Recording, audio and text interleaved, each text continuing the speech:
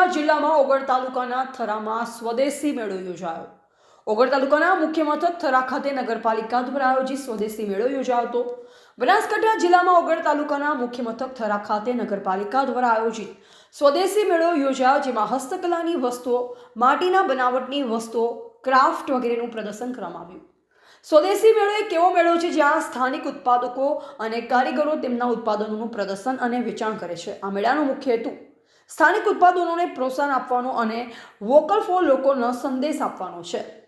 થરા પાલિકાની પીડબ્લ્યુડીમાં 23 થી 28 ફેબ્રુઆરી સુધી સ્વદેશી મેળો ચાલશે, જેમાં 30 જેટલા સ્ટોલ્સ મુકાયા છે, જેમાં સખી મંડળની બહેનો અને નાના કારીગરો તેમના ઉત્પાદનોનું વેચાણ કરી રહ્યા હતા। આ પ્રસંગે પાલિકાના ચીફ ઓફિસર બાબુભાઈ જોશી, એપીએમસીના chairman Ishwarbhai Patel, Banas dairy director Babubhai Chaudhary, પૂર્વ નગરપાલિકા પ્રમુખ પૃથ્વીરાજસિંહ વાઘેલા, ડીડી જાલેરા, પૂર્વ તાલુકા ડેલિગેટ રમેશભાઈ જોશી, મોટા જામપુર, પૂર્વ સરપંચ ગિરીશભાઈ પટેલ વાઘેલા સહિત સામાજિક તેમજ રાજકીય આગેવાનો સહિત મોટી સંખ્યામાં લોકો ઉપસ્થિત રહ્યા।